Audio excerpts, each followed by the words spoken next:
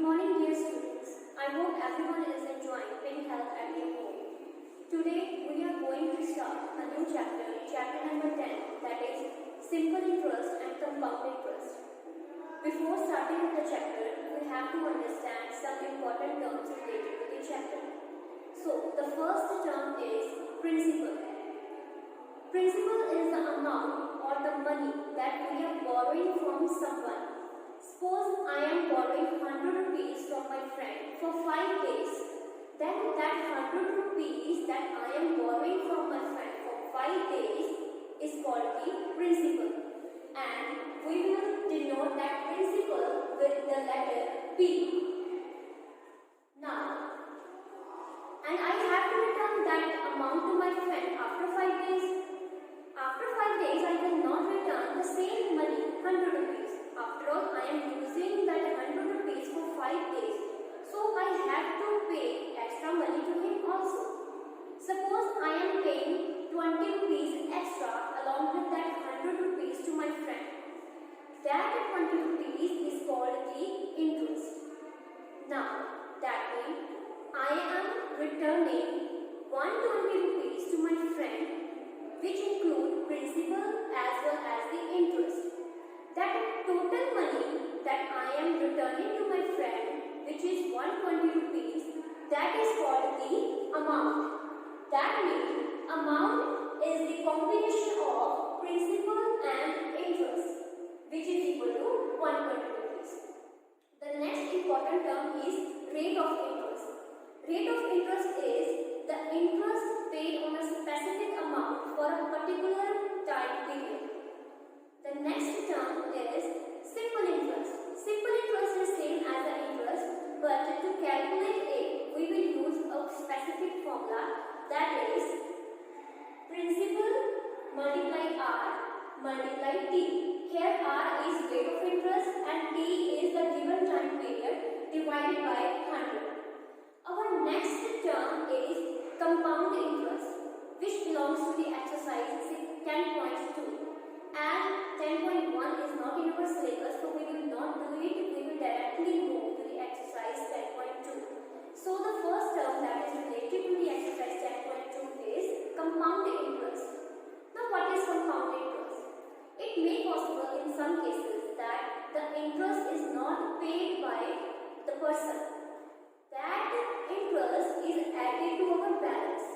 That interest is added to our principal, that the exact amount that we borrowed from someone. So, to calculate the compound interest, there is a specific formula which is equal to amount minus principal. Now, we will do one example to clarify these terms. The example is given on page number 128, example number 11. Here, the statement is, find the simple interest on rupees 6,000 for 3 years at the rate of 6% annually. Also find the total amount due after 3 years compounded annually. Find the difference between the simple interest and compound interest. Here, the time period is 3 years. We can't directly calculate the compound interest for 3 years. So, we have divided the time period 3 years into 1 years.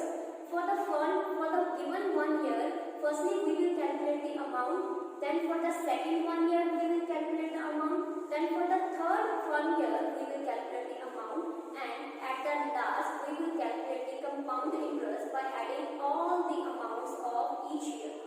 So, let's do the example.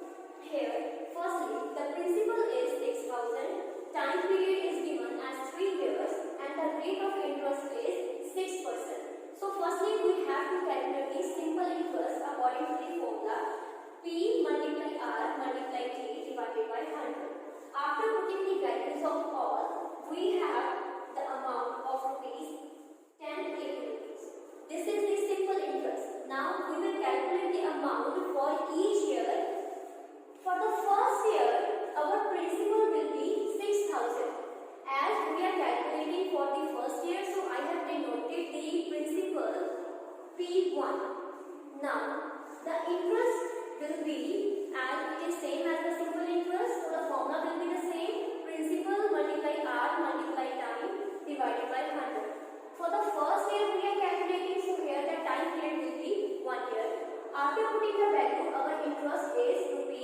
360. Now, the amount. As we have discussed earlier, the amount is the combination of principal and interest. So, our amount is equal to P1 plus interest that we have calculated here. So, after putting the value, our amount A1 is 6360 rupees. Now, for the second year, the amount that we calculated in the first year, it will be the principal for the second year. As I am calculating for the second year, so I have denoted its principal as P2. Now here P2 is equal to the amount of first year, which is equal to 6360 rupees. Now, while following the same steps in the first year, firstly we will calculate the interest, which is equal to the rupees 381.60 rupees. After calculating the interest, we have calculated the amount for the second year, which is equal to principal plus interest, which is equal to 6741.60 rupees. Now for the third year, here the principal will be the amount of the second year. Now the principal is 6741.60. In the same way, by following these steps, we will calculate the interest after putting the value or by applying the formula principal multiplied interest multiplied time divided by 100. So our interest for the third year is 404.50 rupees. After that, we will calculate the amount for the third year, which is equal to the principal plus interest, which is equal to 7146.10 rupees. Now, as we have calculated the amount for all the 3 years, now we will calculate the compound interest. The compound interest, as we have told in the formula, which is equal to the final amount